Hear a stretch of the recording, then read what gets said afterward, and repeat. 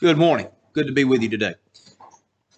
Over the course of this past year, I have tried to answer a question that I'm pretty sure Mr. Gerald thought I might have answered in one lesson, but I think it's been like 6 or 7.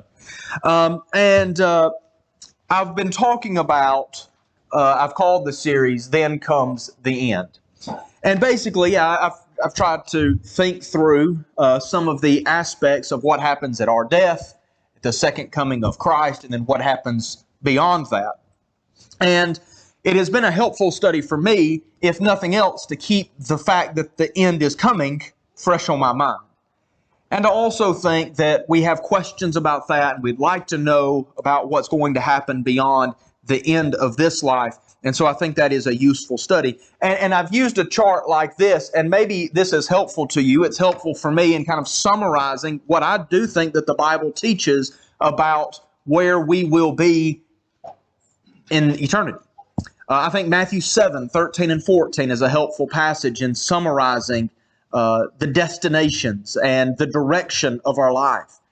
Jesus said, "Enter by the narrow gate, for wide is the gate and broad is the way that leads to destruction, and there are many who go in by it. But you enter by the narrow gate, for the way is narrow, or the gate is narrow and the way is difficult that leads to life, and there are few who find it." And you see that illustrated here on the chart, that in this life you have those who are saved, those who are in Christ, and those who are outside of Christ and so lost.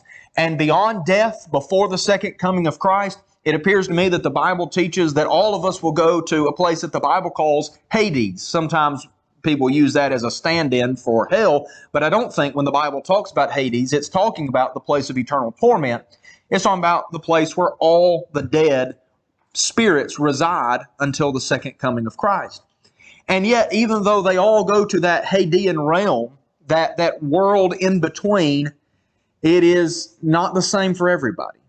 I think there's plenty of evidence in the Scriptures to suggest that those who are in Christ, those who are righteous, will be taken to a place that's referred to in different places as paradise or as Abraham's bosom, to be with the Lord in some sense. And that those who are outside of Christ will be in torment. This flame, as the rich man calls it in Luke chapter 16. And then they wait there. And it is settled. Their eternal destination is settled there. It is so settled that Abraham would say in Luke 16 that there is a great gulf fixed between the rich man in torment and Lazarus in paradise, so that it could not be crossed. And then we've looked at some ideas about the second coming, that it will come as a thief in the night. And on that occasion, there will be a resurrection. We'll talk more about that in just a moment.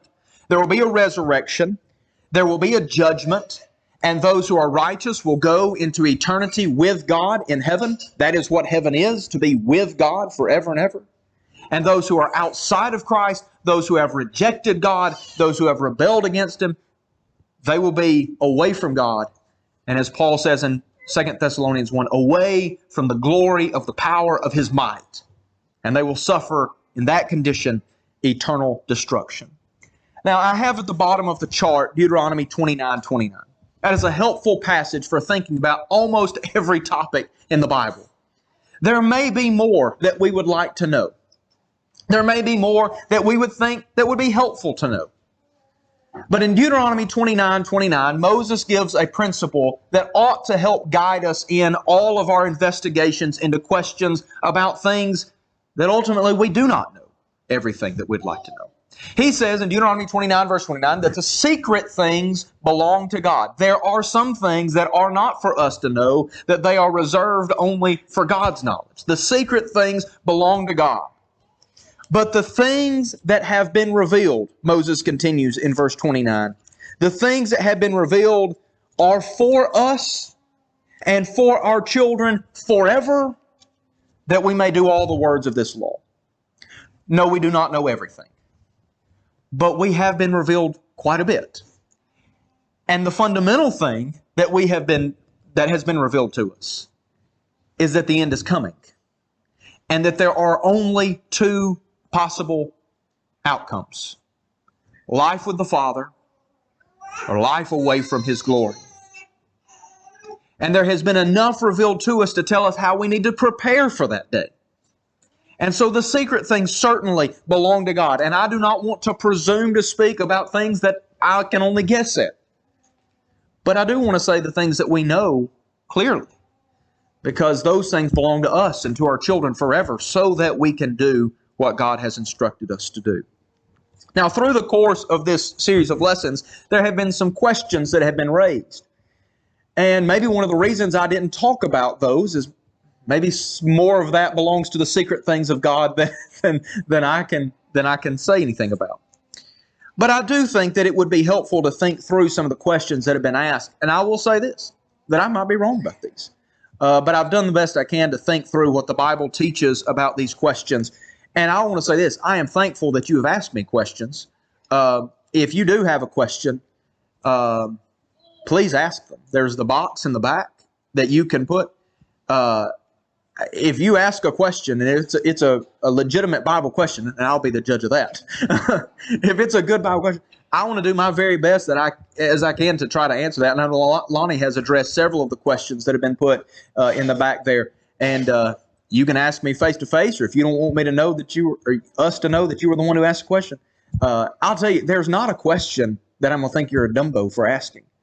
All of us have had to ask questions from time to time. And even things, I remember studying with older preachers, and I would say, listen, I know I ought to know this by now, but I don't. Well, when's the right time to figure that out?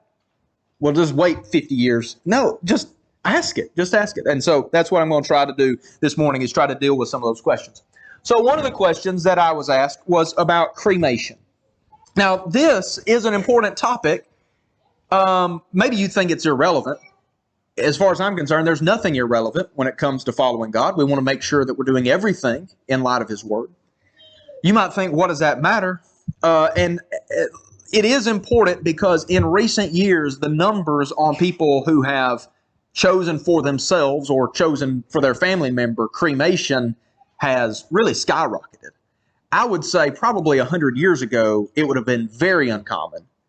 And now I think in the country as a whole, probably not as much around here, but in the country as a whole, I think we're trending towards a majority of people who would choose cremation rather than what we would think of as a traditional burial. And you might say, why would they do that? Well, there's all sorts of reasons. Economic reasons, location reasons. People are scattered more so than they've ever been. I'm just going to, full disclosure, right? My mother, we had cremated. And, well, why would you do that?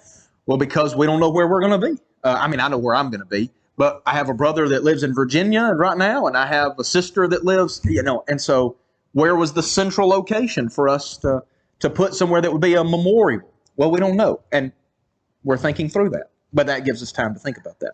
Economic reasons, my grandfather and grandmother were cremated, and the reason they were is because my grandmother had Parkinson's, and she, I don't know how this works, but donated her body to the science, trademark pending, to science to be studied. And after they finished with the body, there wasn't much to bury. So they cremated the remains, and then my grandfather received that in an urn. And so maybe that was more information than you wanted to know. But what I'm telling you is there's all sorts of reasons that people might choose that. But our question is that something that the Bible permits? And I'm afraid that what I've said already has kind of given that away. Is what I think about that. But I will say this, that there is in the Bible a concern about the body. And I know, and I've had these same feelings, like, why would we do all of this for the thing that is left behind? And yet, I think godly people in the Scriptures recognized that the body that was left behind was still a vital part of that person, even when the spirit had departed. And so, for example, in Genesis 49, verses 29 through 31, Jacob is telling his sons, listen, when I die, don't bury me here in Egypt. Take me back, take my body back, and bury it in the cave at Machpelah. That's where Abraham was buried. That's where Sarah was buried. That's where Isaac was buried. It's where Rebekah was buried. It's where I buried my wife Leah. Take me back there and bury me. And you might say, well, why does that matter? Well, I don't know that it does matter in the grand scheme of things, but it mattered to Jacob. And it matters, I think, to us that there is something respectful and considerate and thoughtful done with the body, because in a very real sense, that is a vital part of who we are and who we have been. I'm reminded of Joseph in Genesis chapter 50 when he's about to die. And he says, listen, you can bury me here in Egypt, but when you go, and the Hebrew writer says that this was a statement of faith, that when you go, you take my bones back, because I know God's going to visit you and bring you up out of this place, and I don't want to stay here forever when my family's gone back to Canaan. And so there is, I think, instruction. And then we see it with Jesus, with the women there going to anoint Jesus' body with spices and with oil. Why? This is going to decay no matter what they do. It's going to rot no matter what they do. And yet, as they looked at the body, they saw Jesus.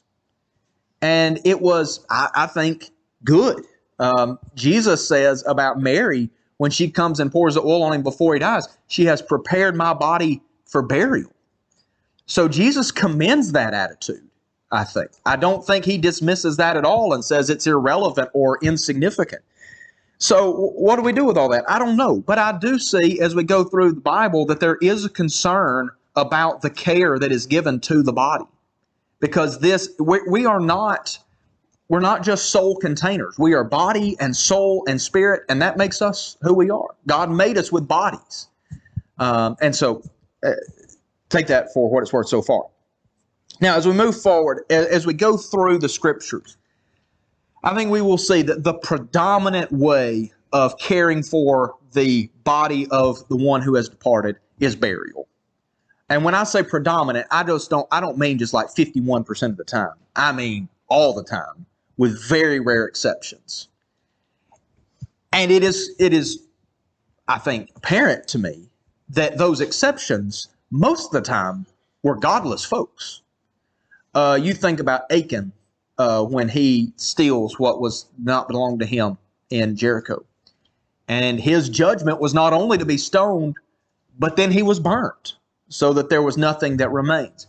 And maybe that was a reflection of what they thought about burial, because God does not speak about cremation. He does not say this is right or this is wrong. He does not say you must bury the body or anything like that. But it does point to something, that they did not just generally burn the body, that they buried it somewhere. But having said all of that, what happens to the body in the long run? In Genesis chapter 3 and verse 19, as part of those curses that were levied on Adam and Eve, the Lord speaks to Adam specifically and says that because from the dust you were taken, to the dust you will return. Let me get my text here. Genesis 3:19, by the sweat of your face you will eat bread till you return to the ground, because from it you were taken, for you are dust, and to dust you shall return. It doesn't matter what you do to a body. The embalming process, if given enough time, to dust we will return. In Acts chapter 13 and verse 36, in Paul's sermon there, the first synagogue sermon that we have recorded, he's referring to David, and he says, David, after he had served God's purpose in his generation, fell asleep. We would say he died, or he fell asleep. And he fell asleep, was laid among his fathers, and underwent decay, the New American Standard says. The English Standard says saw corruption. In other words, if you went back to get what was buried, you wouldn't get the same thing. It was decayed and rotted, and probably by that point, dust, as God had promised. So there is a concern about the treatment of the body, that it be respectful, that it be aware that this was a vital part of the person that we knew. But there is also this truth that whether in a short time or in a long time, it's going to become dust. And it seems to me that what cremation does is just expedites that process. Now, there are those who, and I think rightfully point out, that in the early years as Christianity was spreading, even in cultures where cremation was the regular practice, that as Christianity spread, cremation began to fade and burial became the dominant practice. And that only now, as Christianity has begun to wane in the West, America, Europe, has cremation come back. And the reason for that, you can listen to, specifically Catholic thinkers are helpful in thinking about the history of this because they have this long chain of tradition. Specifically, the reason was because they believed that the body was going to be resurrected. And I believe that too. But I don't know that whether or not we bury or we burn has a bearing on whether or not God can resurrect that body. There was a time where people would be buried facing the east so that when Jesus came, they would raise to meet him face first. That's a nice thought, I guess, but I don't know that that matters one bit. You see, God, who had the ability to make us from the dust in the first place, and who will resurrect every body, every person and every body, has the power to reassemble and reanimate the cremation dust, even if it's scattered hither, thither, and yon. And so it seems to me that our question or our frustration or maybe people's issue with cremation would simply be that God can take the dust and reassemble it too, because we're going, I assume, unless the Lord comes back first, we'll be dust too. And so just thinking about that for a moment. And just from a practical point of view, people die in all sorts of ways. And their bodies sometimes are mutilated in all sorts of ways before they die. So that's the first thing. Second of all, I don't know if you know this, but most people who are cremated are dead. And they don't have much choice over what actually does happen. And so I don't know how the Lord would hold it against somebody because of that. So I say all that to point to this.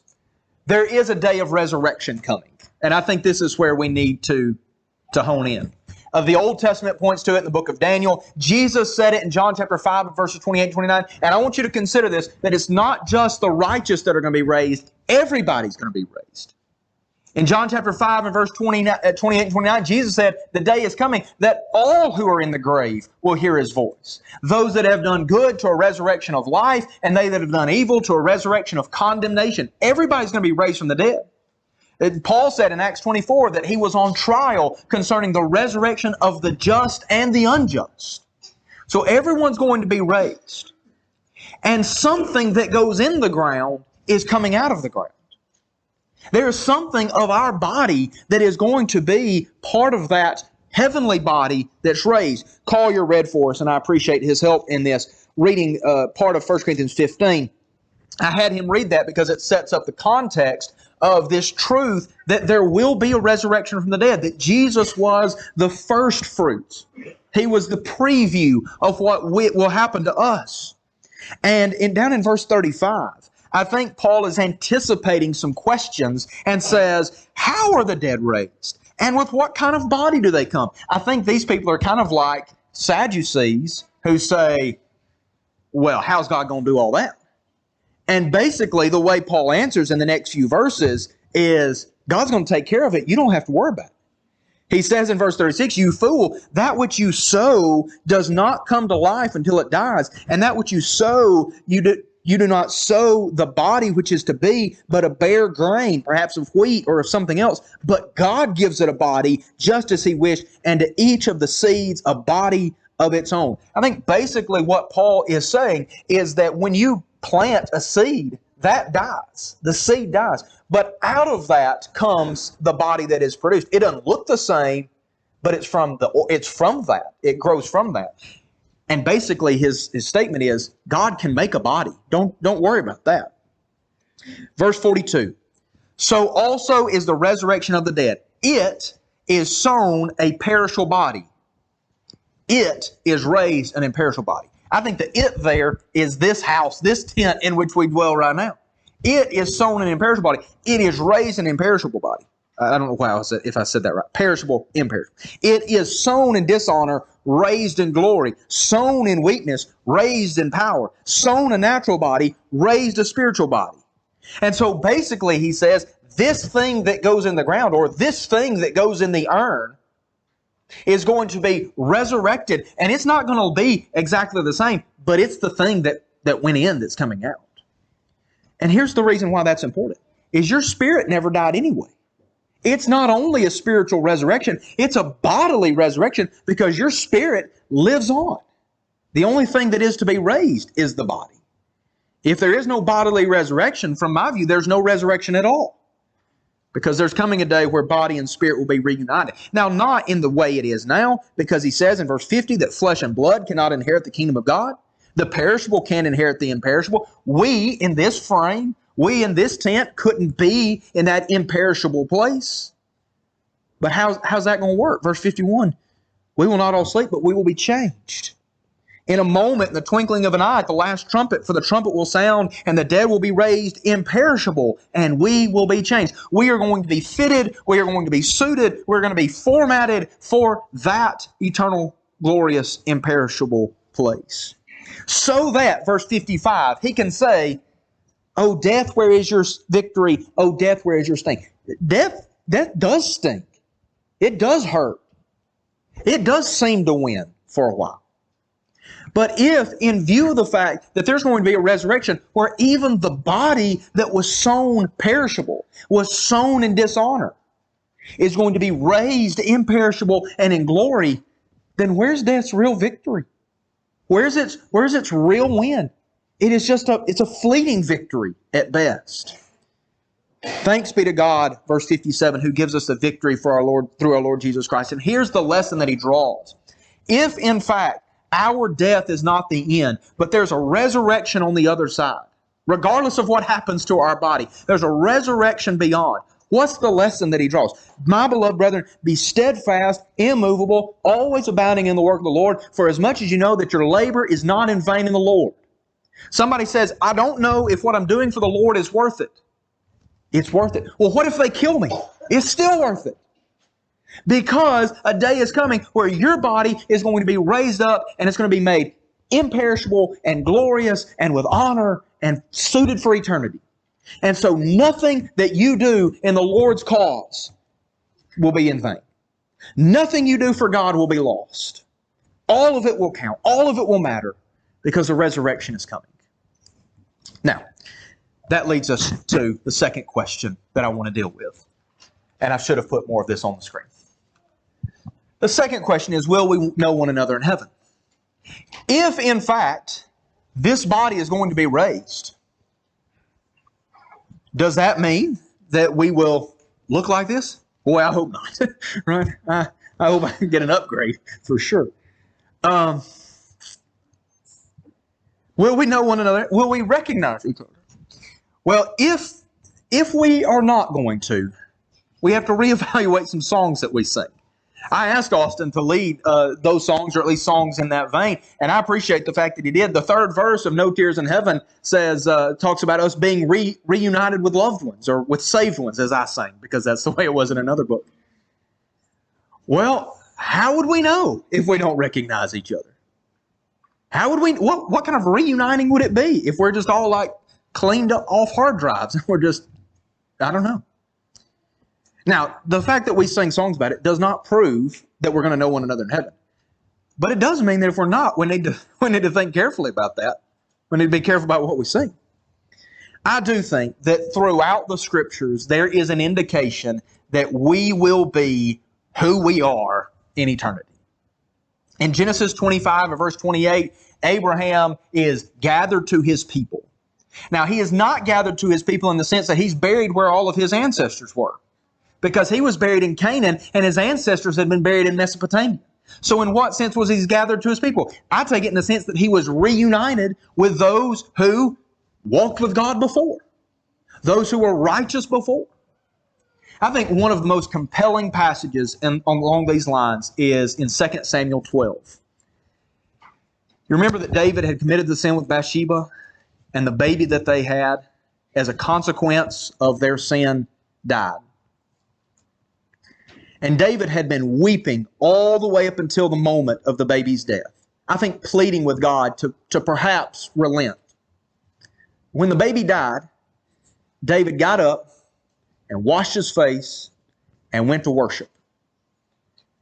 And that caused some questions. Why were you crying before, and now that the baby has died? And his answer has been the comfort I know to many a parent. It would be a comfort to me if something tragic were to happen. He said, I cannot bring him back, but I can go to him. 2 Samuel 12:23. Now, why is that a comfort? Because David knew, I won't see him here, but I'll meet him there.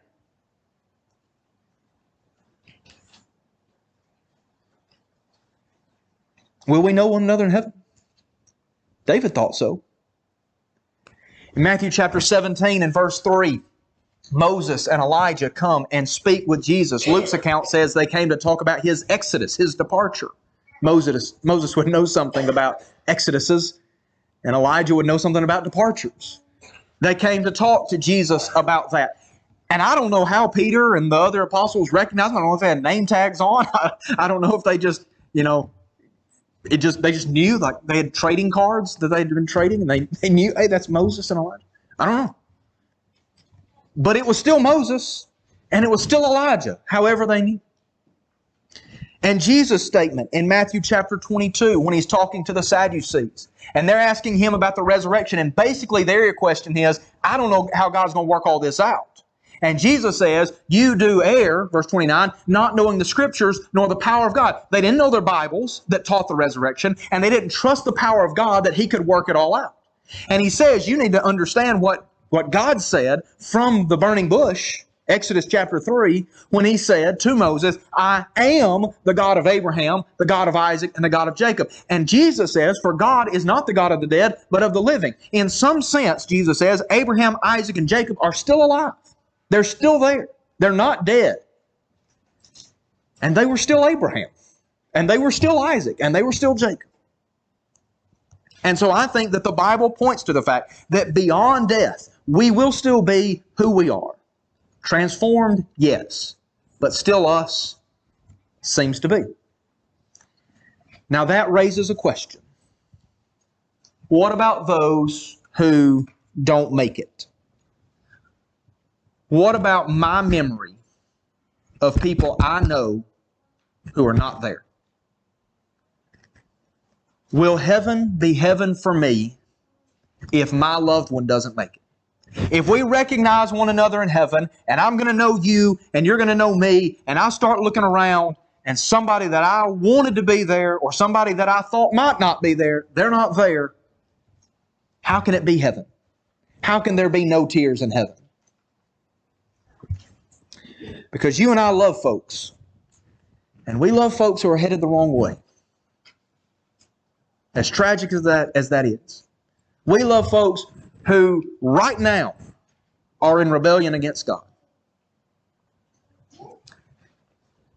Well, it seems to me that the question, will heaven be heaven for me, seems to presume that we love them more than God does. And that ain't right. It's not the way it is. Will heaven be heaven for God, even though people are lost?